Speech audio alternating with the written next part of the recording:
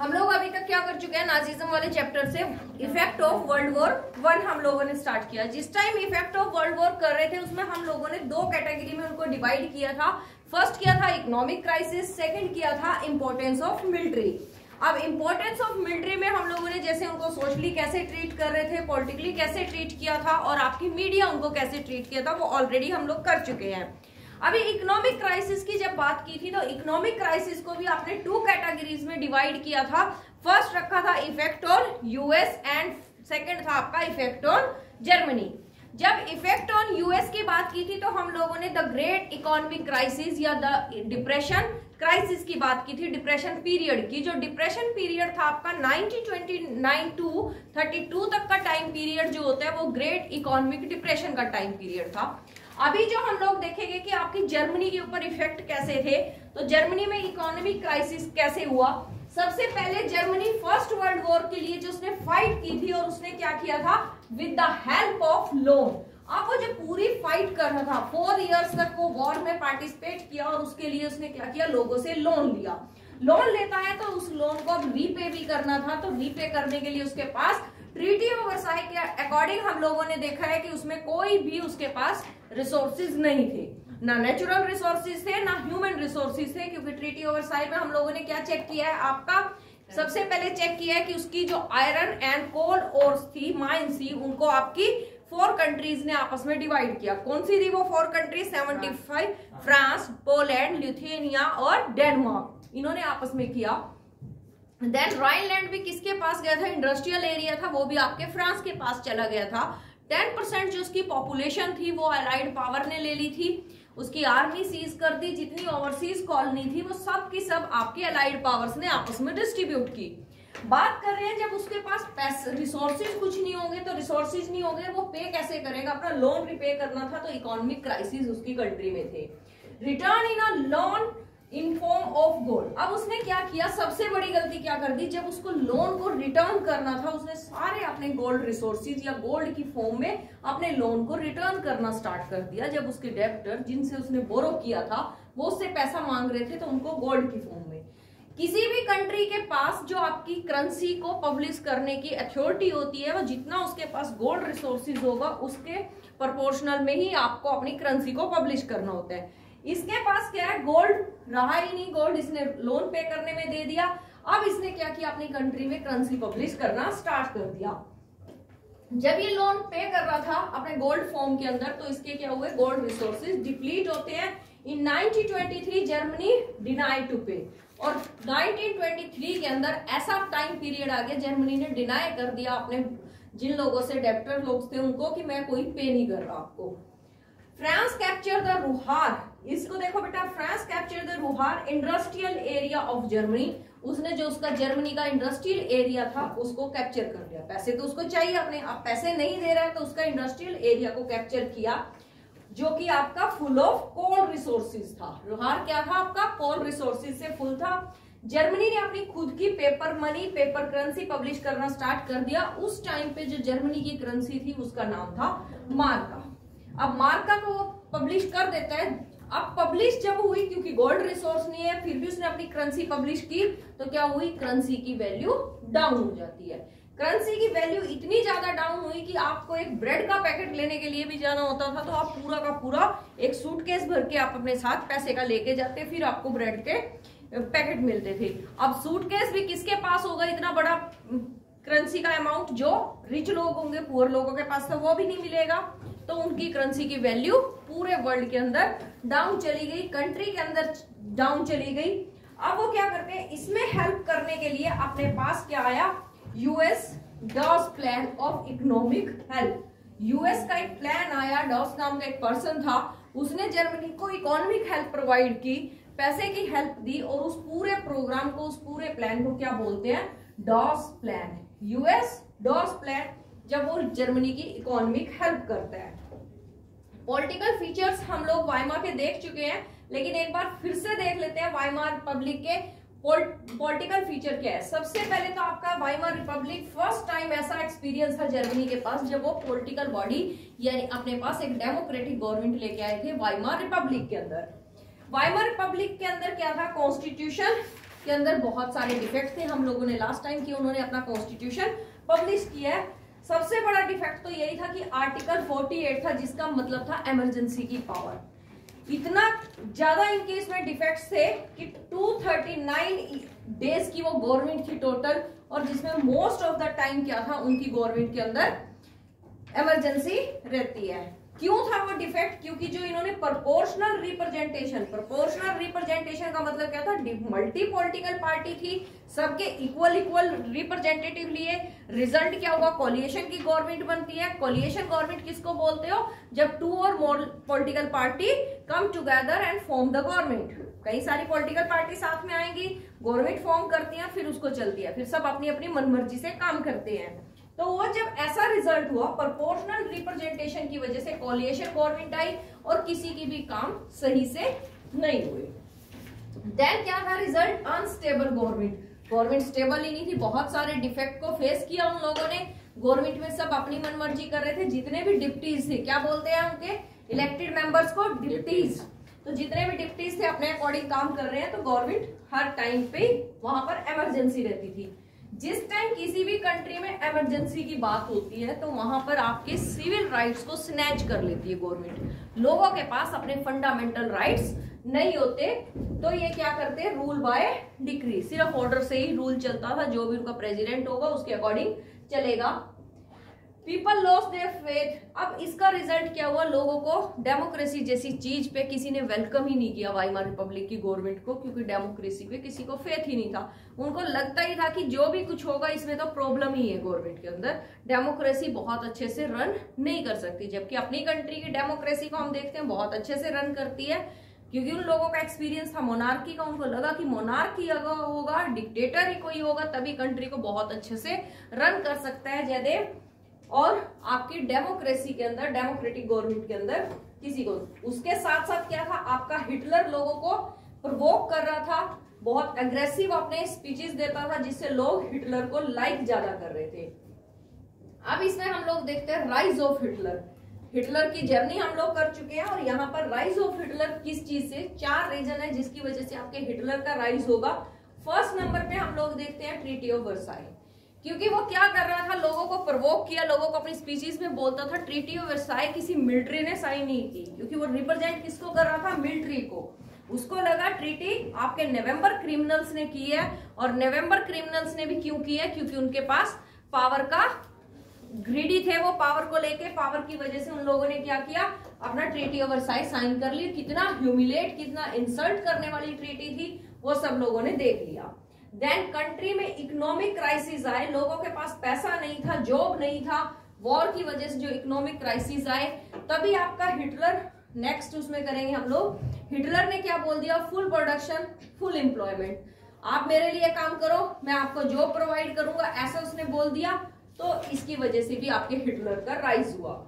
Third number पे world level पे आपका ग्रेट इकोनॉमिक क्राइसिस, सेम ही सिमिलर बात है, क्योंकि अब ग्रेट इकोनॉमिक क्राइसिस आया, यूएस ने अपने पैसे वापस मांगे जर्मनी से, जर्मनी के पास पैसे नहीं थे, तो प्रॉब्लम क्रिएट होती है।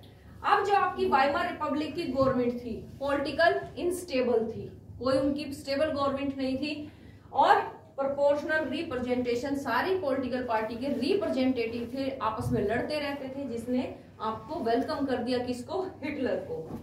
हिटलर की बात की थी, हिटलर की जर्नी की, उसने कैसे, उसका बर्थ होता है 1889 के अंदर।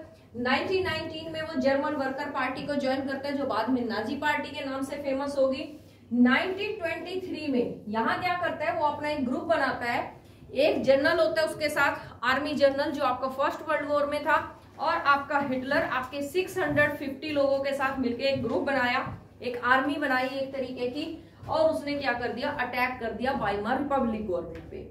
वाइमार रिपब्लिक गवर्नमेंट पे उन्होंने सबसे पहले किया, बावरिया नाम की जगह थी आपके, उसको कैप्चर कर लिया। अब वो मूव कर गया बर्लिन की side, capital of Germany, Weimar, वहां पर जाके अटैक किया। एक बियर पार्टी थी, बियर पार्टी में वो लोग सब बैठे थे, आपके गवर्नमेंट के रिप्रेजेंटेटिव, और सेम पैटर्न पे जैसे उन लोगों से ट्रीटी साइन करवाई थी नवंबर क्रिमिनल से, वो एंटर करता है, एंटर करके बोल्ट करके उसको बस चेक, क्या नाम था, कुछ ऐसा ही नाम था, मेरे को याद नहीं आ रहा। तो वो एंटर करता है और उनको सरेंडर करने के लिए बोलता है। जिसका रिजल्ट क्या होता है, सरेंडर तो वो नहीं करते और ऊपर से आपके हिटलर को ही पकड़ के जेल में डाल देते हैं, अरेस्ट होता है, वहां पर वो अपनी बुक लिखेगा मेन कैंप।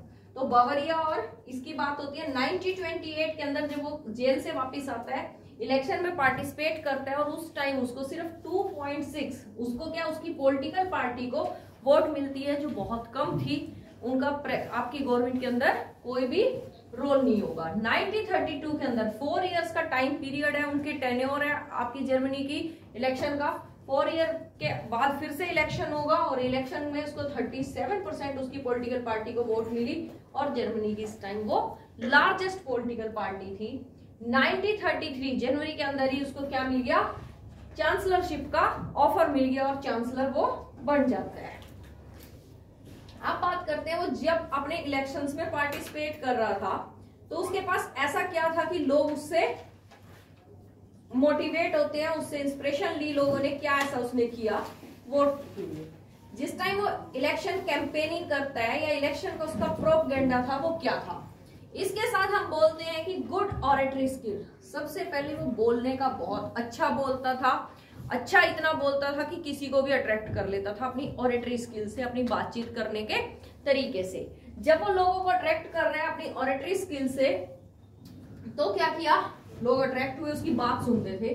साथ में ही वो लोगों को बात करता था कि स्ट्रॉन्ग नेशन बिल्डिंग करेंगे हम लोग, हमें कोई वीक कंट्री नहीं चाहिए। वीक कंट्री कैसी, जब वाइमार गवर्नमेंट रूल कर रही है, वाइमार रिपब्लिक रूल करती है, तो पूरी गवर्नमेंट क्या थी, वीक थी।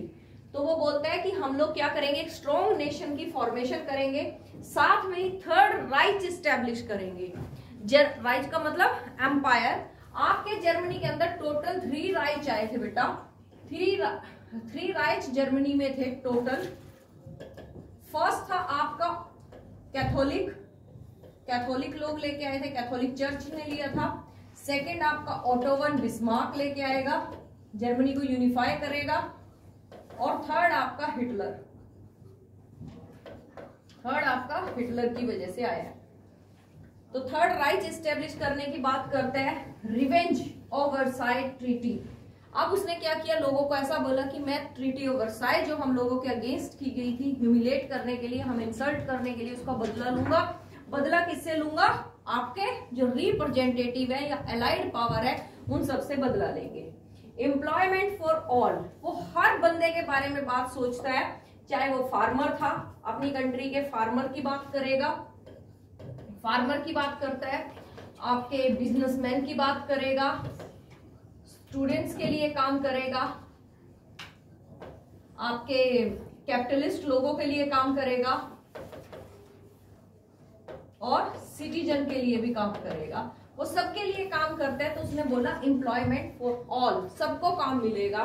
फार्मर के लिए मैक्सिमम लैंड का अरेंजमेंट करेगा, बिजनेस के लिए ओपन मार्केट की बात करेगा, स्टूडेंट्स को क्या कर रहा है वो एजुकेशन प्रोवाइड करेगा और एजुकेशन के साथ साथ उनको जॉब की भी बात कर रहे हैं, वो सब किया उसने। कैपिटलिस्ट लोग जिनके पास पैसा बहुत था, उनके पैसे की इन्वेस्टमेंट की भी बात करता है और सिटीजन को भी एक बेटर लाइफ प्रोवाइड करने की बात करेगा।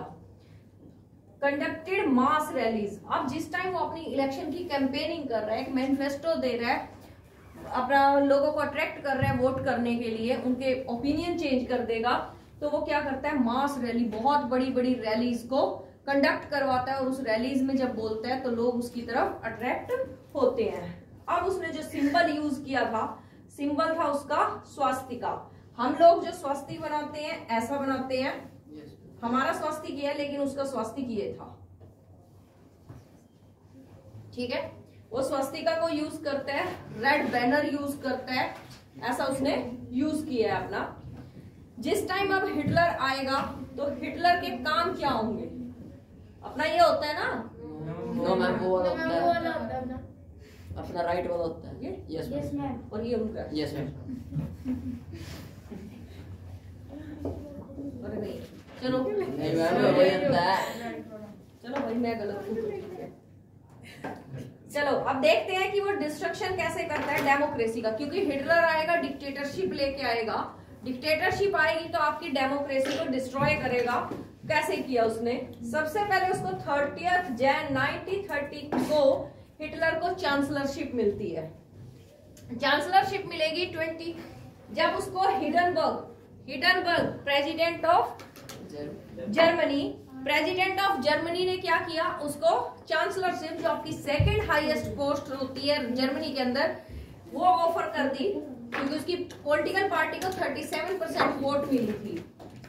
30 जनवरी को वो चांसलर होता है, लेकिन कई पॉलिटिकल पार्टी, क्योंकि मल्टी पॉलिटिकल पार्टी सिस्टम था जर्मनी में, लोगों को वो चीज पसंद नहीं आई। अब उसके अगेंस्ट जो भी उनके पास एविडेंस थे उनको उन्होंने कर दिया कि हम पार्लियामेंट के अंदर इसको रिप्रेजेंट करेंगे। पार्लियामेंट का नाम क्या है, राइक्सटैग के अंदर उन्होंने उसको प्रेजेंट करना था, बट उससे पहले उसने क्या किया, 28 फैब आना चाहिए भाई, ये 28 फैब है, ये गलत लिखा है मेरा। 28 फैब को वो अपनी पार्लियामेंट में ही खुद को फायर करवाता है, आग लगवा दी। और इसका ब्लेम उसने किसको किया, एक डच मैन को कर दिया। 3 मार्च को उसने क्या किया, फिर 3 मार्च को ही 3 दिन के बाद ही पूरी जर्मनी में इनेबलिंग एक्ट आया। इनेबलिंग एक्ट के बाद जो जो चेंजेस आप जर्मनी में देखोगे, सबसे पहले तो उन्होंने सिविल राइट्स को, यानी लोगों के फंडामेंटल राइट्स को सस्पेंड कर दिया। सेकंड नंबर पे आपकी फुल पावर किसके पास आई कंट्री की, हिटलर के पास। All trade unions and political party ban. अभी तक हम लोग देख रहे हैं 1919 to 33 तक आपकी कंट्री जर्मनी के अंदर क्या है, पॉलिटिकल पार्टी एक्टिवली काम करेंगी। बट जैसे ही हिटलर पावर में आया तो हिटलर ने क्या किया, सारी पॉलिटिकल पार्टीज को बैन कर दिया। उसके साथ जो ट्रेड यूनियंस थी उनको भी बैन कर दिया। सब किसके कंट्रोल में होंगी, सिर्फ हिटलर के। कब हुआ ये सीन, जब 3 मार्च को उसने इनेबलिंग एक्ट पास किया। इस काम को करने के लिए आपने हिटलर के पास क्या क्या थी, कुछ स्पेशल सिक्योरिटी फोर्सेस थी। सिक्योरिटी फोर्सेस में क्या देखते हैं हम लोग, गेस्टापो, एक उसकी सीक्रेट पुलिस थी, जैसे रशिया के पास चेका थी, अपने पास रा है, ग्रीन यूनिफॉर्म पहनने वाली एक गेस्टापो पुलिस थी, स्टॉर्म ट्रूपर्स थे, एसएस थे, प्रोटेक्शन स्क्वाड्स थे, ऐसे स्टॉर्म ट्रूपर, और ये क्या थे, सिक्योरिटी डिफेंस। कुछ ऐसा था इसका भी, देखो फुल फॉर्म नहीं पता इसकी।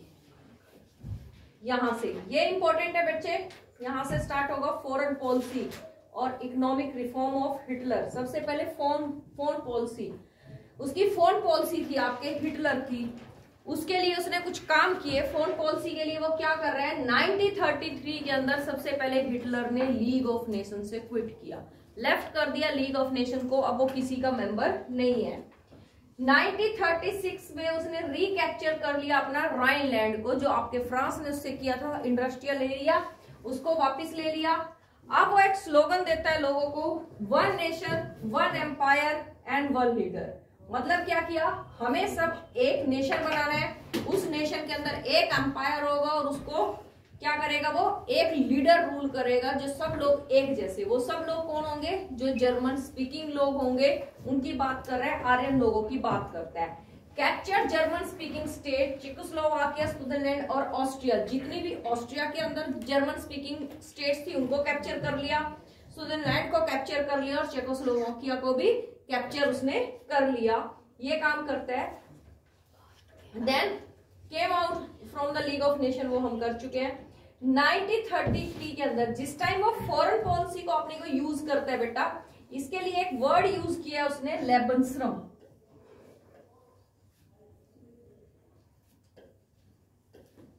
लेबनश्रम का मतलब है लिविंग स्पेस।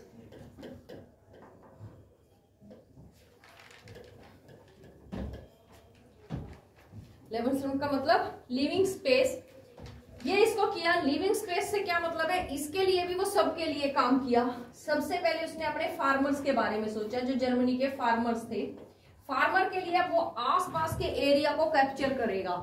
जब एरिया को कैप्चर करे, जितना बड़ा एरिया होगा तो उनके पास कल्टीवेशन के लिए लैंड ज्यादा होगी, तो फार्मर्स क्या होंगे, उसके ग्रो करेंगे, उनका इनकम लेवल इंक्रीज होगा।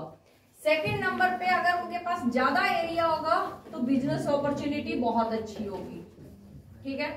थर्ड नंबर पे जो सिटीजन होंगे उनके लिए क्या होगा, एक अच्छा इन्वायरमेंट होगा, बड़े बड़े घर होंगे, ठीक है, प्रॉपर उनके लिए काम किया उसने। तो उसने फॉरेन पॉलिसी में ऐसा सब कुछ कर दिया। 1 नेशन 1 एम्पायर एंड 1 लीडर की बात की तो उसने जर्मन स्पीकिंग स्टेट्स को भी कैप्चर करना स्टार्ट कर दिया। 1939 Germany invade on Poland and formal अभी तक भी दूसरी स्टेट्स पे कैप्चर करता है, दूसरी स्टेट को साथ रूल कर रहा है। बट जब उसने पोलैंड पर 1 सितंबर 1939 को अटैक किया, वो फॉर्मली क्या था, आपका सेकेंड वर्ल्ड वॉर का उसने स्टार्ट कर दिया था। 1940 के लिए अपनी हेल्प के लिए वो एक 3 पार्टी पैक्ट साइन करता है। उसमें कौन मेंबर है, जर्मनी, इटली और जापान। इन लोगों के साथ मिलके एक साइन किया। साइन में क्या है, सबका ये था कि अलग अलग बॉर्डर पे एक दूसरे को हेल्प करेंगे। 1941 के अंदर जर्मनी अटैक ऑन यूएसएसआर। यहां देखो जर्मनी ने अटैक किया यूएसएसआर पे, और ऐसा बोला गया हिस्ट्री के अंदर ये उसकी ब्लंडर थी, ब्लंडर मिस्टेक थी, सबसे बड़ी गलती थी जो हिटलर ने इस टाइम पे आपके यूएसएसआर पे अटैक किया। यूएसएसआर पे अटैक करता है तो सोवियत रेड आर्मी क्या करती है, रशियन आर्मी उसको इतनी बुरी तरीके से डिफीट करती है कि वो बर्लिन तक भी उसने खुद से अपना जो कंस्ट्रक्ट करवाए थे, ब्रिजेस कंस्ट्रक्ट करवाए थे, फ्लाईओवर्स थे, उनको खुद से तोड़ना स्टार्ट किया था, क्योंकि रेड आर्मी आपकी बर्लिन में आ चुकी थी। उसको था कि विंटर से पहले क्या कर लूंगा, मैं पूरे कैप्चर कर लूंगा यूएसएसआर को। बट आपकी विंटर में वो इतनी बुरी तरीके से फंस गए, और रशिया की विंटर बहुत एक्सट्रीम विंटर होती है और रेड आर्मी उसमें सिर्फ सर्वाइव करती है। बात करते हैं इकोनॉमिक रिफॉर्म्स क्या कर रहा था आपका हिटलर। इकोनॉमिक रिफॉर्म्स के टाइम पे उसने दिया था फुल प्रोडक्शन फुल एम्प्लॉयमेंट का स्लोगन दिया था। लिविंग स्पेस के लिए उसने क्या दिया था, 1 नेशन 1 लीडर और 1 एम्पायर की बात की है। यहाँ वो इकोनॉमिक रिफॉर्म, क्योंकि जर्मनी में क्या था, इकोनॉमिक क्राइसिस थे, अब इकोनॉमिक रिफॉर्म उसने कर दिया। हेल्मर साक जो था उसका एक इकोनॉमिस्ट था, उसकी पूरी फाइनेंस को कंट्रोल करता था। उसने बोला full production full employment. Youth से बात कर रहे हैं कि आप हमारे लिए काम करो और हम आपको क्या करेंगे, पैसा देंगे। क्योंकि जर्मनी में एक टाइम ऐसा आया था कि जो यूथ था वो क्रिमिनल एक्टिविटी में इन्वॉल्व था, पैसा नहीं था, लोग एक दूसरे के साथ लूट खसोट कर ही रहे थे। State funded work creation the programme, और इस प्रोग्राम को सारा का सारा कौन फंड कर रहा था, गवर्नमेंट फंड कर रही थी, यानी हिटलर फंड करता है। इंडस्ट्रीज इस प्लान के अंदर इस्टेब्लिश होती है जर्मनी में। इंडस्ट्रीज के साथ साथ सुपर हाईवेज आए, जो आज हम सड़कों पे कारें देखते हैं। फॉक्सवैगन जो है वो आपकी उस टाइम की कार थी जब आपके हेल्मर साक ने इसको इंट्रोड्यूस किया था। जिस टाइम आपकी हिटलर आर्मी को इंक्रीज करता है तो हेल्मर साक उसको एडवाइस भी करता है कि आप और ज्यादा पैसा आर्मी में मत इन्वेस्ट करो। बट आपके हिटलर ने उसकी बात नहीं मानी, ठीक है, यहाँ तक। फिर भी उसने आर्मी पे करता है। यहाँ थोड़ा सा और फिर मैंने बात बताई है कि कैसे कैसे आपका ये टाइम पीरियड चलेगा। 1914 world war 1, 1918 Weimar Republic, new political vacuum आपके पास आएगा, 1919 में ट्रीटी ऑफ वर्साइल और 1929 टू इकोनॉमिक क्राइसिस। बात करते हैं इन्वॉल्वमेंट ऑफ यूएस की। यूएस आपके सेकेंड वर्ल्ड वॉर में अब कैसे एंट्री की है उसने। जापान था, छोटी सी कंट्री थी, अपना एरिया एक्सपेंड करने में लगा था। Japan was expanding it's power in the east. East का मतलब क्या है, आपके एशिया के अंदर वो अपनी पावर को एक्सपेंड कर रहा था। बट उसको भी क्या था, सब जगह अपना एरिया एक्सपेंड करना था। Japan control the French Indo China, Vietnam जैसे इंडिया के ऊपर आपके ब्रिटिशर्स ने कंट्रोल किया था, ऐसे ही वियतनाम को कंट्रोल करके बैठे थे आपके फ्रेंच पीपल। और अब फ्रेंच पीपल से उसने वापस ले लिया, किसने, आपके जापानीज लोगों ने। Japan was planning attack on US naval basis in Pacific ocean के अंदर, जो पर्ल हार्बर नाम की इनकी आइलैंड है, उसके ऊपर अटैक की प्लानिंग कर दी जापान ने, और जापान ने कर भी दिया। किसकी हेल्प से, जर्मनी ने इसको पूरा सपोर्ट किया कि आप कर दो। पर्ल हार्बर पे अटैक किया। पर्ल हार्बर के अटैक पे ऐसा किया गया था कि जब पर्ल हार्बर पे अटैक करने के लिए गए थे आपके जापानीज लोग, वो सुबह निकलते हैं वहां से, पूरी बॉम्बिंग वगैरह करके वापस आ जाते हैं, और ब्रेकफास्ट उन्होंने अपनी कंट्री में आके किया था। इतने जिगजैग वे यूज किया था, उनको किसी रडार में वो लोग नहीं आए थे, अटैक करके वापस आए थे। सिर्फ एक जापानीज सोल्जर अरेस्ट हुआ था वहां पे, वो भी पता नहीं कैसे आपकी शिप से नीचे आया और वो फंस गया वहां पे, सिर्फ एक सोल्जर। फिर उसने सारा बताया था कि कैसे हम लोगों ने किया है।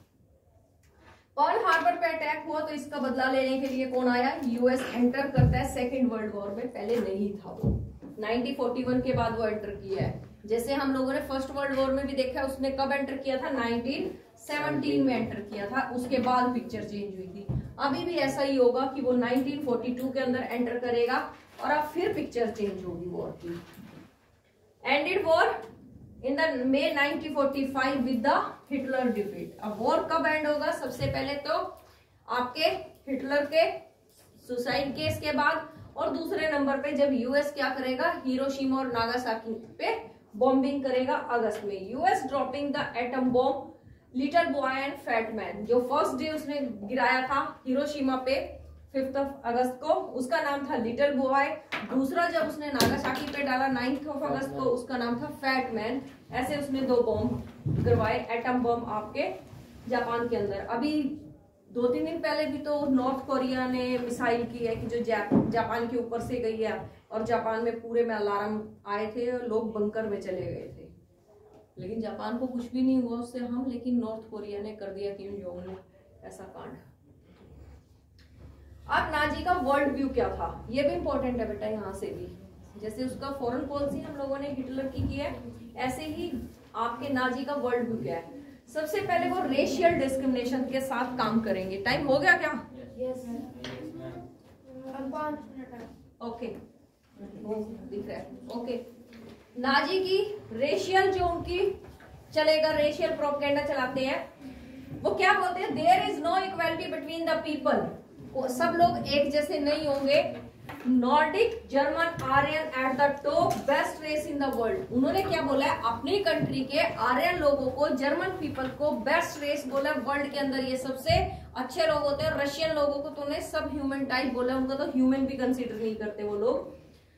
तो उसमें जर्मन, नॉर्डिक जर्मन लोग कैसे हैं, और इसके लिए उसने क्या किया, एक थ्योरी फॉलो किया हर्बर्ट स्पेंसर की और डार्विन की।